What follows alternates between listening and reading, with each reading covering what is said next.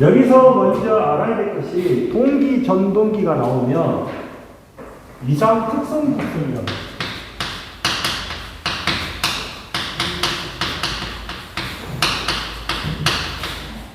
일명 V곡선이라고. 이게 아주 많이 나와요, 시험장에서.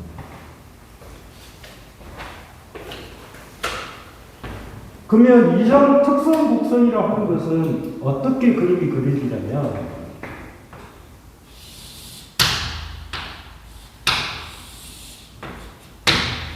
이쪽이 IF, 이 계좌들입니다.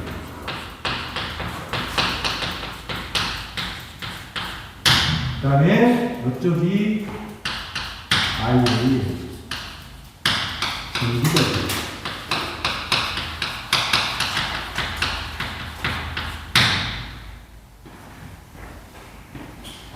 즉 IF하고 IA의 관계를 그림을 나타낸 곡선이에요.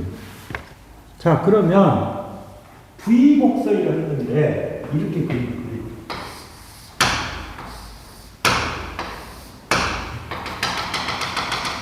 아셨죠? 이런 곡선이 나중에 보게 되실 거예요. 그러면 여기가 지금 보시면 이게 최소점이에요.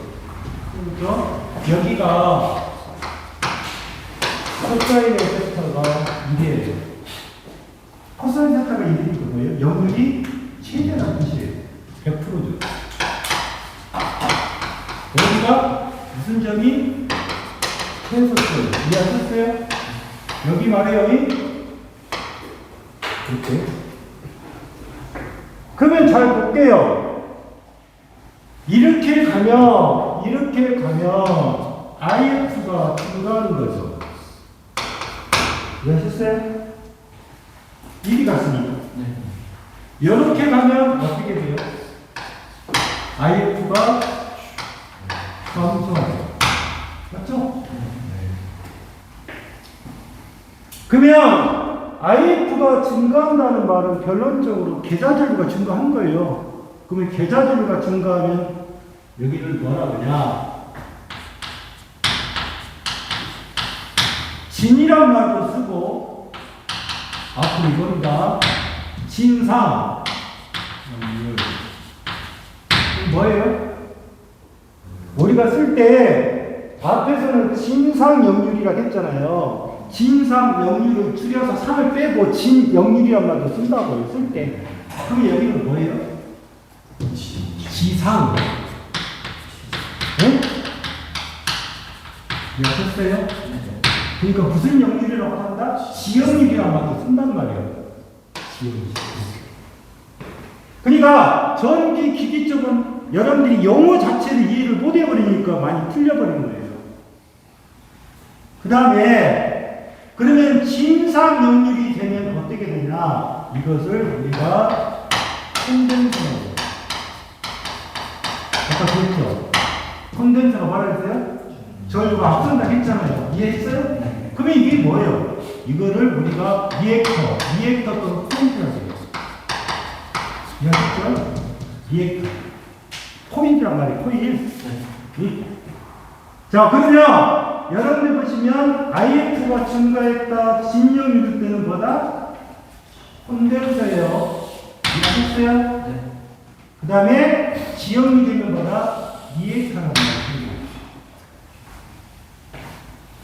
그런데 거기서 지금 문제를 물어볼 때 뭐예요? 다음 좀 동기 전등계에서 여자 전류를 변화시켜도 변하지 않는 것 그랬잖아요. 자, 그러면 자 보십시오. 여자 전류, 이게 여자 전류란 말은 계좌 전류예요. 이거를 변화를 시키니까 결론적으로 역률도 변하죠. 역률 변할 거 아니에요. 그러니까 여기를 변화시키면 뭐가 변한다? 일단 역률이 변화가 생기겠죠. 아셨어요? 역률이. 그러니까 그 말은 무슨 말이에요? 이 이상 특성 곡선이라는 것은 역률을 몇 프로까지 만들 수가 있다. 100%까지 만들 수 있는 거예요. 그렇잖아요. 역률을 변화시켜서 역률을 몇 프로? 몇 프로까지 만들 수 있다? 100%까지 만들 수가 있는 거예요.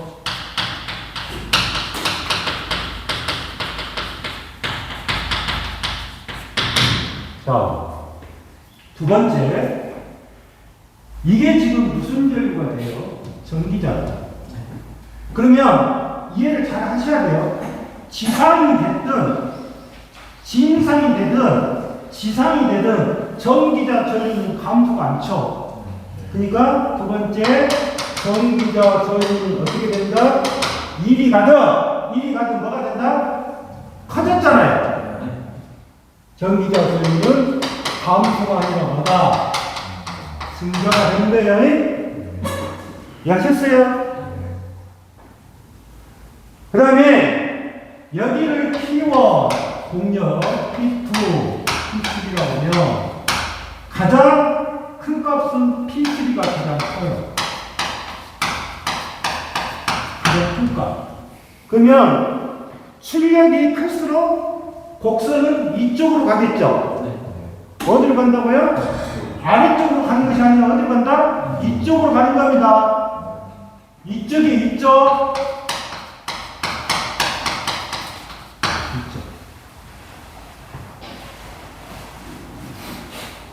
그러면 여러분들 한번 생각해 보십시오. 지금 계좌 전류가 변화가 돼서 일단 뭐가 변화됐다? 역률이 변화가 되는 겁니다. 맞죠?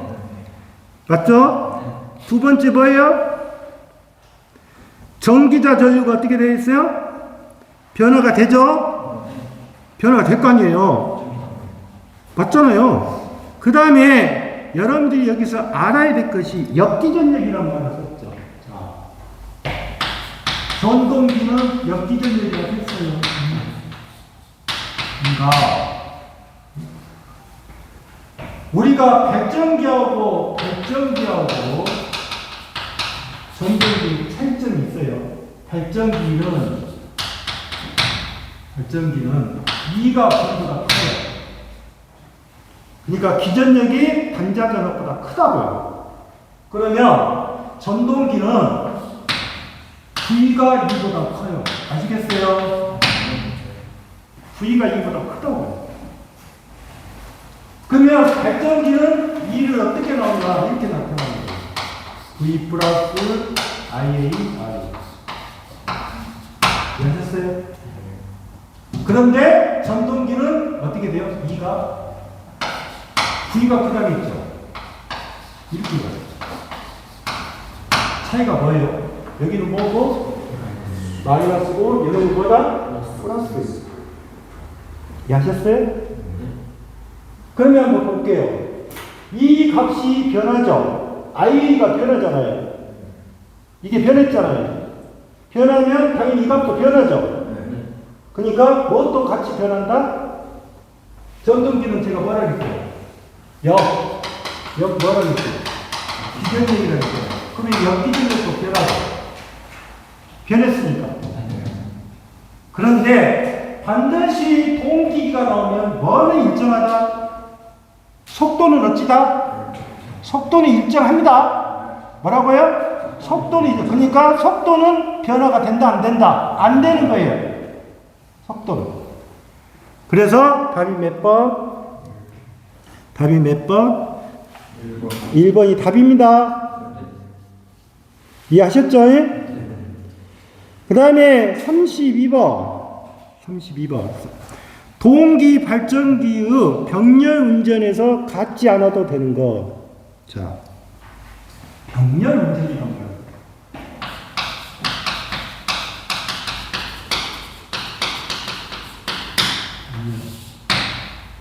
병렬 운전은 결론적으로 따지면 내가 한 대를 사용하고 있는데 부족해요. 부족하니까 한 대를 더 사용하겠다 그 말이에요. 그러니까 병렬 운전을 하기 위해서는 반드시 몇 대가 돼야 돼요? 2대가 돼야 돼요. 2대 이상이 돼야 된다고요. 이해하셨어요? 네. 2대 이상.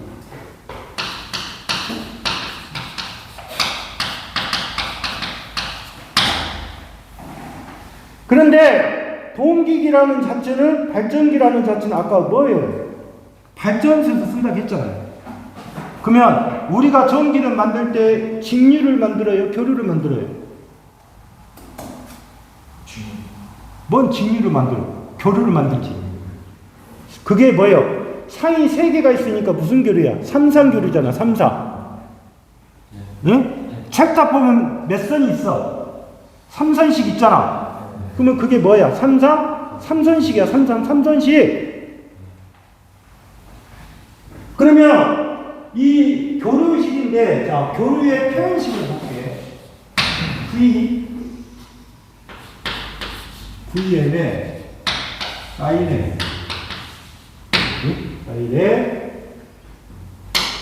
오메가 T에 플러스 세타가. 자, 그러면 그림을 볼게요. 이게 세타는 오메가 T하고. 근데 그림이 이렇게 돼 있다. 이해하셨어요? 이게 무슨 파형? 교류 파형이에요. 이게 교류라고, 교류. 그러면 여기가 뭐예요? 여기가 뭐예요? 가장 크잖아. 그러면 가장 크니까 요놈이 같다고 뭐라고? 이해이 되겠지. 그럴 거 아니에요? 그럼 뭐? 전압의 분가. 최대값이라는 걸 쓰는 거예요. 맞잖아요? 그 다음에 이 곡선이 무슨 곡선이에요? 사인 곡선입니다. 이해하셨어요? 사인이잖아. 그럼 여기가 뭐가 돼?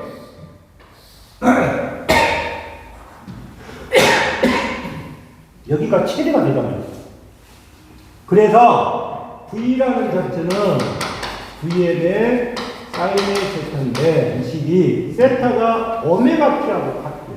이 오메가를 갖다가 각속도라고 해요.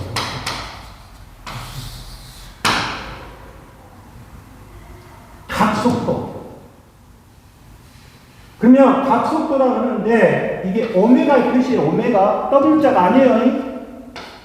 오메가. 그러면 세타가 같으니까 여기는 VM의 사인에 오메가 T가 나와요. 여기는 몇 도? 몇 도? 0도요. 아시겠어요? 0도라고. 여가 0이라고요. 그러면 만약에 이렇게 그림이 그려질 수도 있겠죠. 이렇게 그려졌어. 그러면 0도보다 약간 있죠. 앞쪽에 있죠. 그러면 이거는 앞쪽에 있지는 보이지만 이상이 있다 들어갔어요. 나중에. 그래서 여기다가 세타를 붙여. 그러면 볼게요. 이게 뭐예요? 크기예요. 크기. 뭐라고? 크기라고. 그 다음에 이 사인이라고 되어 있죠. 우리가 이거를 파형이라고 해요. 아셨어요?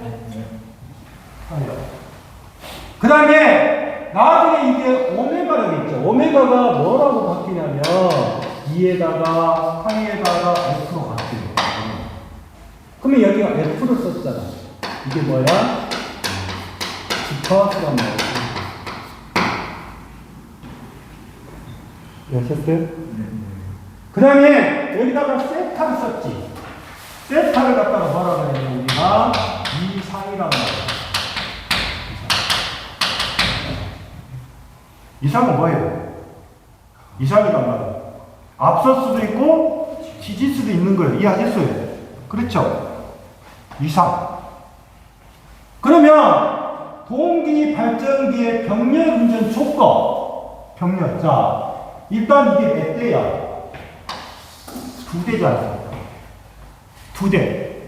그러면 발전기를 갖다가 2대를 이용하기 위해서는 어찌해야 돼? 첫 번째 치하고 두 번째 치가 어찌해야 돼? 같아야 되겠죠? 같아야 될 거 아니야? 그러면 뭐가 같고, 뭐가 같아야 되고, 크기가 같아야 되고, 두 번째 뭐가 같아야 된다?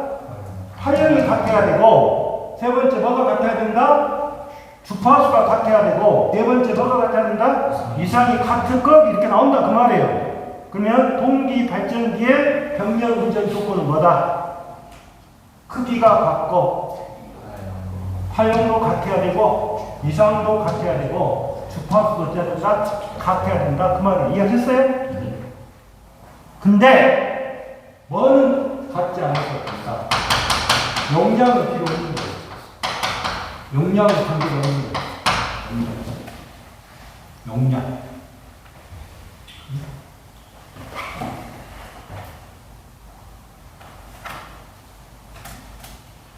그래서 반드시 동기 발진기의 병력 운전 조건에 몇 가지, 네 가지는 나오죠? 이상, 주파수, 크기, 그 다음에 뭐는 필요 없다? 전류는 필요 없어요.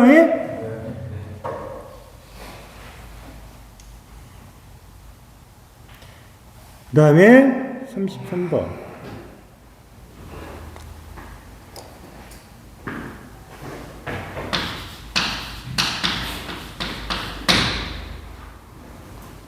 우리가 동기 발전기란 부분에서 이게 있어요.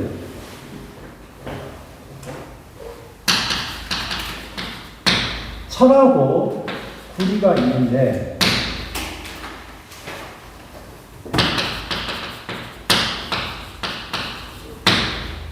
자, 그러면 철하고 구리가 있는데 철이 많이 들어가죠.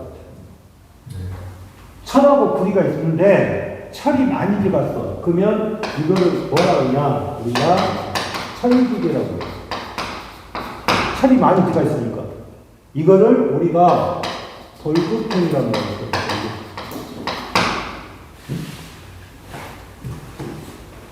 그 다음에 구리가 많이 들어갔어. 그러면 이거를 동기계라고 해요. 이거를 우리가 비동급형이라고 해요.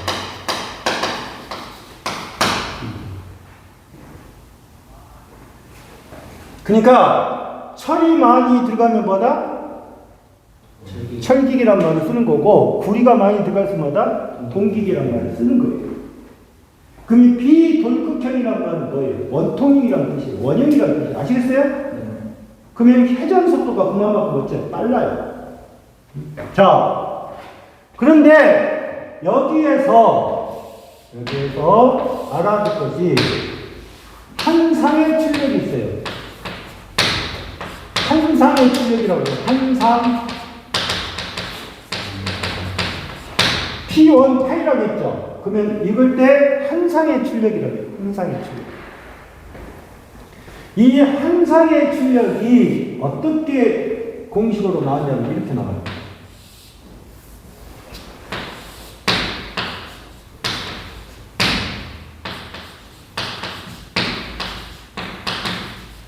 이렇게 나와요. ZS에 EV에 사인이 되어 있다. 또는 이 ZS 대신에 이렇게도 써요. 아시겠어요? 이 공식 꼭 외우고 계셔야 돼. 그러면 정의를 해드릴게요. 자, ZS라는 말을 썼죠. 그러면 이 Z는 임피던스의 약자예요. S는 뭐냐면 동기예요. 동기. 영어로 싱크로로 쓰니까. 그러면 여기는 동기 뭐라 한다? 임피던스라는 말을 써요. 아니면 오비 되겠죠. 근데 이렇게 썼어요. XX라고 쓰셨어요. 이것도 동기는 동기예요. 근데 X란 말은 리액턴스란 말이에요. 그러면 동기 뭐란다? 리액턴스란 말이에요. 이해하셨어요? XX. 이것도 단위가 5이에요.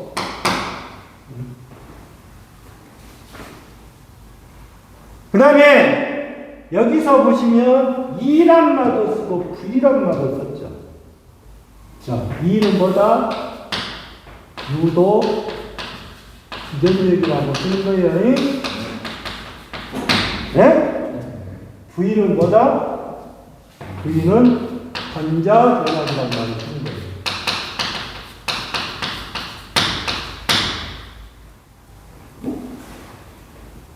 그 다음에 이 표시 있죠? 이 표시는 뭐냐면 델타라고 읽어주셔야 돼. 델타. 이거를 부하각이라고 해요. 부하각.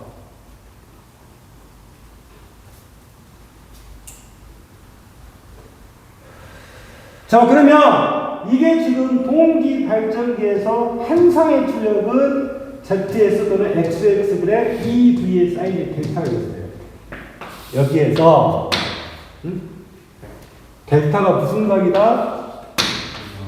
부하각이라는 말을 썼어요. 그래서 델타는 2와 V의 이상각입니다. 또는 상차각. 델타가 뭐다? 2와 V의 무슨 각? 이상각 또는 3차각.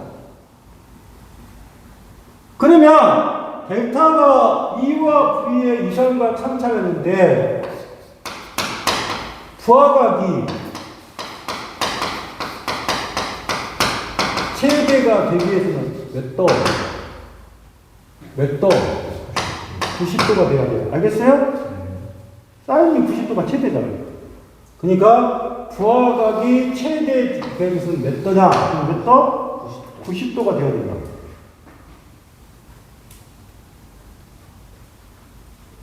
그러면 여기는 지금 한상의 출력이라는 건데 만약에 이 문제 중에서 3상이라고 나오죠. 3상이라고 나오면 여기에다가 몇 배를 해라. 몇 배를 해라.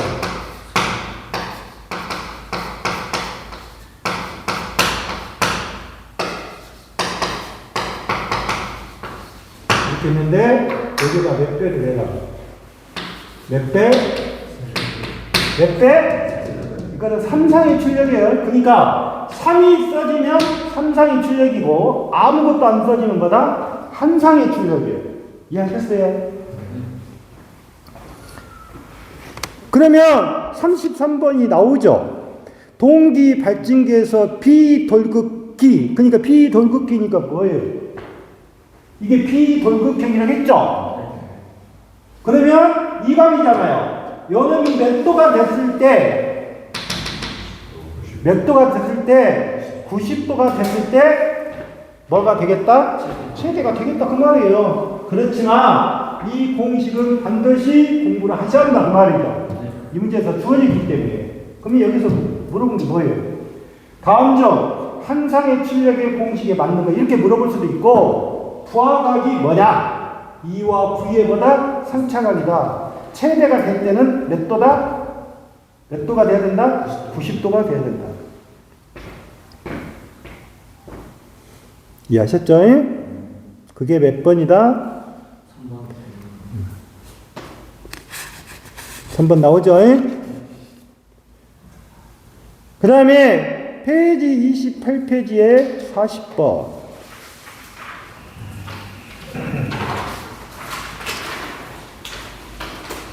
자, 40번은 우리가 발전기하고 전동기는요, 어차피 전기 기기 쪽은 딱 두 가지 법칙을 써요. 발전기하고 뭐? 전동기예요. 전기 이론은 여러 가지 법칙이 있겠죠. 그런데 전기 기기는 두 가지만 쓸 거예요. 첫 번째 뭐냐면 발전기. 그러면 플레밍의 무슨 법칙? 오른손 법칙이에요. 알겠죠? 오른손 법칙. 전동기. 플레밍의 무슨 법칙? 왼손 법칙이에요. 왼손. 전기기기는 이 두 가지 쪽으로만 다 적용이 돼요. 가히 보면. 그래서 발전기의 유도 전압의 방향을 나타내는 법칙 그랬는데 여기서 한 가지 좀 조심할 부분이 있어요. 여러분들이 법칙 중에서 발전기라고 해놓고 플레밍의 오른손 법칙, 왼손 법칙까지 나왔잖아요. 근데 이 문제가 나오잖아요. 발전기니까 대부분 학생들이 찍을 때 플레밍의 뭐로? 오른손 법칙 4번에다 찍어버려요. 근데 문제가 요구하는 게 그게 아니에요, 지금. 그럼 무슨 말이냐?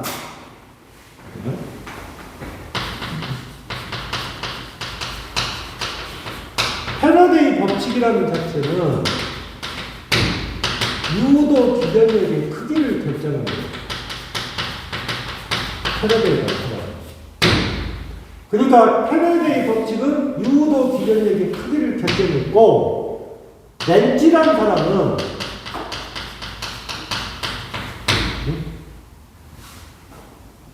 유도 기전력이 뭐냐면 방향을 결정하는 거예요.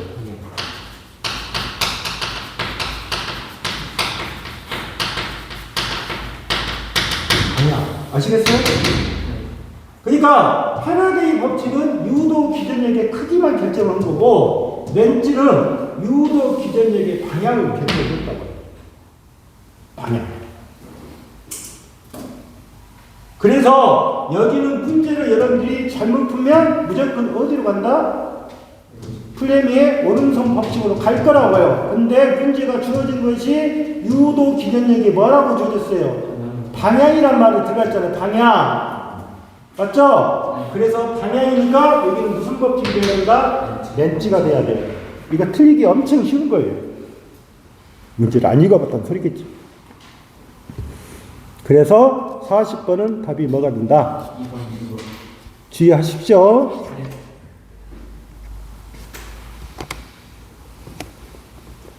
다음에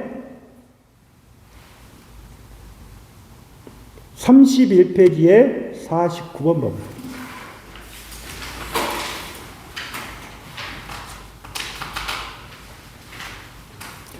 자, 동기, 전동기 중 안정도의 증진법으로 틀린 거. 안정도. 자, 안정도란 말은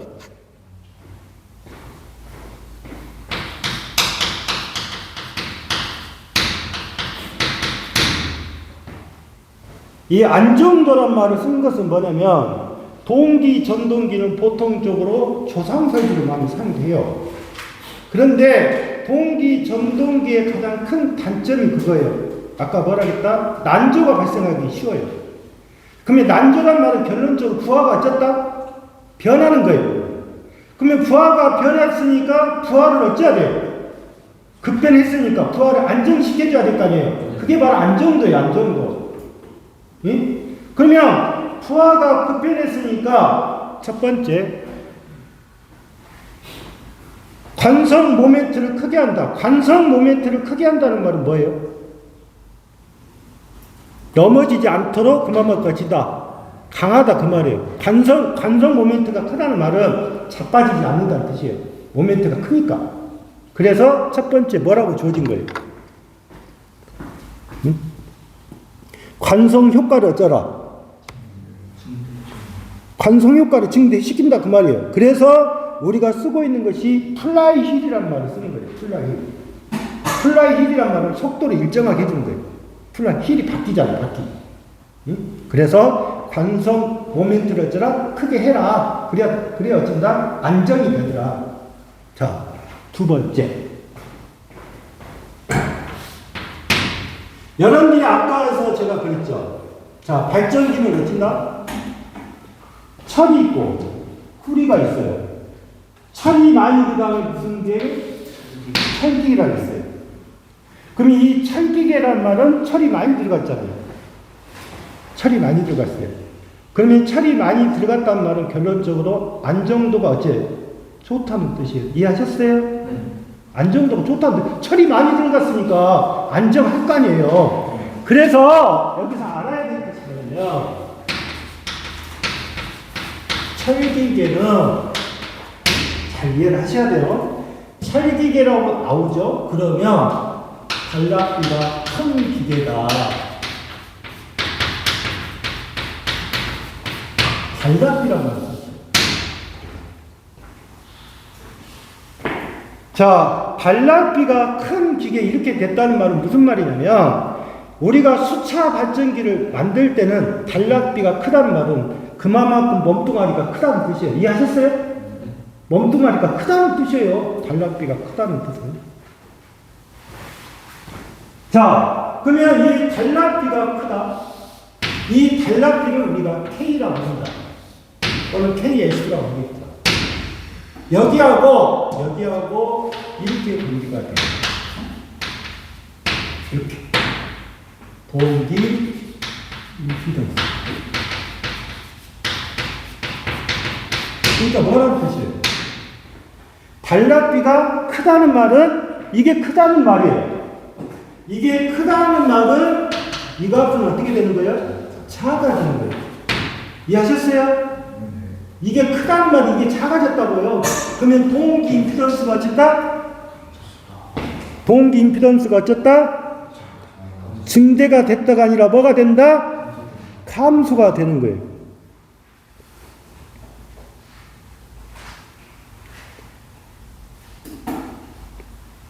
다음에 증대가 아니라 뭐다? 감소예요. 감소의 그 다음에 그림에서 그려보면 이렇게 그렸다 할게요. 우리가 말할 때 보십시오. 저항이 있고 그 다음에 코일이 있는데 이놈을 우리가 R이라고 하고 X라고 합니다. 그러면 단락비가 크다는 말은 이거를 합성을 시키면 ZS가 돼요. 그래서 우리가 ZS를 표시할 때 이렇게 표시를 합니다. 이렇게 표시를 해줘요. 크기니까. 그런데 여러분들 보시면 단락비가 크다 그러면 이 값이 어쩌라는 뜻이에요? 이게 지금 작아졌죠? 이해하셨어요? 이게 작아진 거예요. 작아졌으면 이 값하고 이 값이 있을 때 이 값도 작아지겠죠. 안에 있는 값도. 아니, 이 값이 작아졌잖아요. 작아지니까 이 값도 작아질 거 아니에요. 그래서 뭐 또 작아진다? 전기자 저항 넣어진다? 전기자 저항. 전기자 저항이니까 뭐예요? 여기가 표시가 RA라고 하시면 돼요. 이해하셨어요? 이게 무슨 장? 전기자고 저항이라는 뜻이에요. A자로 붙여버렸잖아요.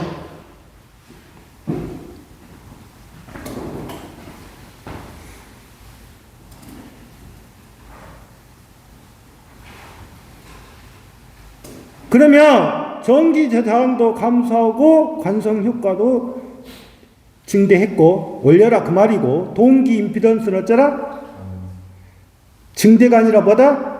감소예요. 그 다음에 네 번째 소극 여자 체형이다. 이게 무슨 말이냐면 소극 여자 체형이라는 말은 원래 E라는 자체가 K의 파이의 M이에요. 그러면 이게 자석이죠. 이게 자석이에요. 그러면 여러분들이 생각할 때 소극이란 말은 뭐냐면 아까 안정도에서 문제가 생기는 것은 부하가 급변을 했잖아요. 부하가 급변하면 이 부하가 급변하게 되면 전압이 떨어질 거 아니에요. 전압이 떨어질 거예요. 그러면 전압이 떨어진 거를 보고 뭐를 계속 올리겠다. 이 파이 값을 계속적으로 올려주는 거예요. 그럼 뭐가 커져요? 이 값이 커지죠. 이해하셨어요? 그러니까 부하가 급변한 것이 바로 뭐를? 여자를 갖다가 치라. 소금 빠르게 어친다. 올려주겠다. 그 말이에요. 소금이란 말을 썼으니까. 소금성. 그러니까 뭐예요? 여자를 어치다. 빠르게 올려주겠다. 그 말이에요. 그러면 어떻게 돼요? 전압이 계속 올라갈 거 아니에요. 부하가 급변했으니까. 그래서 소금 여자 방식을 어찌다 쓰겠다. 그러면 답이 몇 번이 되는 거예요? 3번이 되겠죠. 자, 50번. 변압기에서 구비 조건은 틀린 거 앞에서 한번 정리를 했죠. 냉각 효과는 어찌해야 돼요? 응고점은 어찌해야 돼요? 절연내등은 커야죠. 그 다음에 고온에서 뭐가 필요 없어요? 화학 반응이 있으면 돼요? 안 돼요? 안 되죠. 그래서 여기는 응고점은 어쩌라? 응고점은 어쩌라? 낮춰라. 인하점은 어찌고? 높고. 응고점은 어쩌라? 낮춰라. 이거잖아요.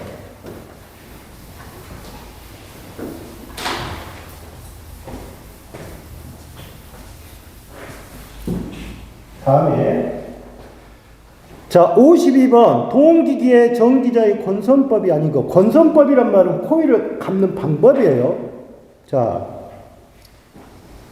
건선법.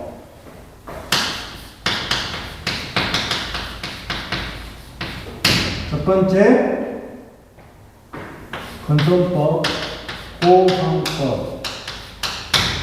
그 다음에, 회로법, 이층법, 중권, 합법, 그 다음에 관절권, 분포법. 이게 건선법이에요. 그러면 이렇게 가겠다 그거예요. 이렇게 여기입니다.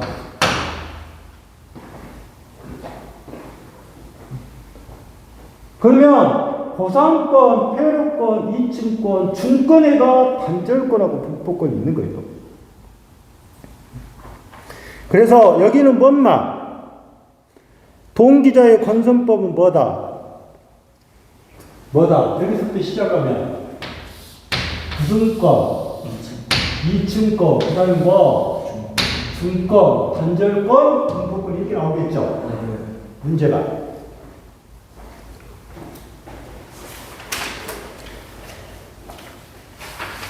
그래서 동기기의 전기자의 건선법이 아닌 것 그랬으니까 답이 뭐다? 전절권, 단절권은 나중에 설명을 드릴 거예요. 일단 여기서 뭐를 사용하지 않는다? 전절권은 사용 않고요. 집중권도 사용 안 해요. 이거는 사용 안 하는 거고 이거는 사용하는 거예요. 아셨어요?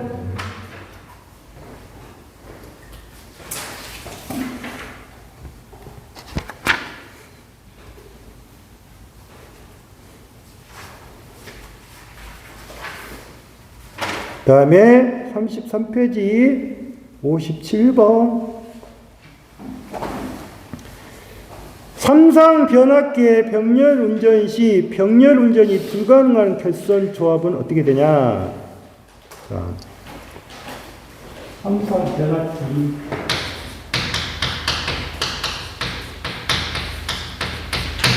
병렬 운전이 불가능한.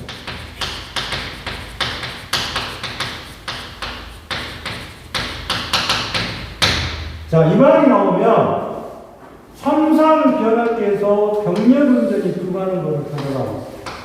반드시 짝이 맞으냐? 맞아야 한다. 짝이 맞아야 된다. 예? 이해하셨어요? 예. 짝이 맞다는 말은 뭐예요? y가 4개면 4개를 쓰든가 y가 1개고 델타가 1개면 다시 또 델타를 쓰고 y를 쓰면 짝이 맞았잖아요. 근데 거기서 짝이 안 맞은 게 있죠. 자, 첫 번째는 짝 맞았죠. 두 번째도 어떻게 돼요? 짝 안 맞았죠. 세 번째는 짝이 맞았죠. 네 번째도 짝이 맞았죠. 그러면 짝이 안 맞은 거를 골랐으니까 답이 몇 번? 2번이 2번. 2번. 이해하셨어요? 아주 쉬운 거죠? 짝이 안 맞으면 병렬 운전이 불가능하다. 그 다음에 58번. 58번이라는 자체를 자, 별육이라고 해요.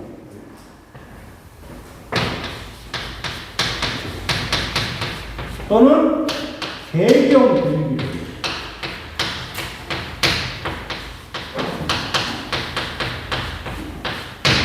이 개경 별육이를 우리가 영어로 보면 CT라고 해요.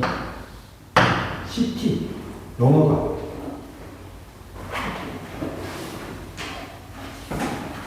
커런트 트랜스포머 이런 말을 쓰겠죠. 근데 별유기는 왜 별유기를 쓰는 거냐면 여러분들이 예를 들어서 전압계랄지 전유기를 달아서 우리가 뭐를 측정해야 돼? 전압을 측정해봐야 돼. 그래서 별유기는 이렇게 쓰는 거예요. 2차 측은 반드시 2차 측이라고 했어요. 2차 측은 반드시 몇 암페로 고정이 되냐면 5암페로 고정이 돼요. 몇 암페어? 5암페로 고정을 딱 시켜놨어요. 그래야 측정하는데 뭐가 돼요? 감전이 안 일어나는 거예요. 별육의 1차 측은 반드시 얼마다? 5암페로 고정이 됐어요. 그런데 문제가 주어질 때 별유기를 개방시란 말은 이제 별유기가 고장이 생겼다든가 그러면 어떻게 되는 거예요? 이거를 뜯어갖고 고쳐야 될 거 아니에요? 갈아 끼워야 될 거예요. 그래서 별유기 개방시 2차 측을 어떻게 해야 되냐? 그러면 뭐예요? 별유기는 이해를 잘 하셔야 돼. 별유기의 2차 측은 개방을 해서는 된다, 안 된다? 안 되는 거예요. 뭐라고요? 2차 측은 개방을 해서는 된다, 안 된다? 안 된다, 그 말이죠. 그러면 우리가 2차 측을 개방하지 않고 그러면 달라가는 이유는 뭐예요? 이제 여기서 나오는 거예요. 달라. 개방을 시키죠. 개방을 시키게 되면 1차 측의 전압이 다 걸려버려요. 그러면 결론적으로 파기가 돼버리는 거예요. 그래서 2차 측에 단락을 시키는 이유가 있을 거 아니에요. 그래서 2차 측에 뭐를 보호한다? 뭐를 보호한다? 파괴는 걸 보호하겠다. 그러니까 뭐를 보호한다? 결론은 어떻게 하는 거예요? 보호하겠다. 그 말이에요. 2차 측에 뭐를 하겠다? 절연을 어디다? 단락을 시키게 되면 된다. 그 말이에요. 그러면 별유기는 2차 측은 어떻게 해야 된다? 2차 측은 어찌 해야 된다? 반드시 뭐를 시켜야 된다? 단락을 시켜야 된다. 그 말이에요. 절대 뭐를 해서는 안 된다. 개방을 하면 어떻게 해요? 2차 측의 절연이 파괴가 되겠죠.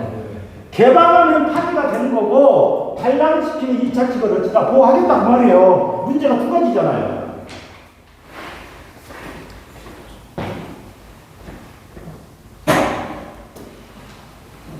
그 다음에 59번. 일정한 주파수 전원에서 운전하는 삼상 유도 전동기 전원 전압이 80%가 되었다면 토크는 몇 프로가 되는가? 자, 여기서 유도 전동기의 토크는 입력 전압의 제곱에 비례해요. 토크가. 이게 토크란 뜻이에요. 토크. 또는 이렇게도 뜻이에요. 파워. 이거는 뭐에 비례한다? 입력 전압이 뭐에 비례한다? 제곱이 비례해요. 그러면 입력 전압의 제곱 비례니까 80%죠. 80%는 0.8이잖아요. 이해하셨어요? 그러면 여러분 어떻게 된다? 0.8의 제곱이 되겠죠. 그래서 얼마? 0.64가 된다. 64. 이해하셨어요? 네? 그래서 그렇게 외우세요. 유도 전등기의 토크는 전압의 뭐에 비례한다? 제곱에 비례한다.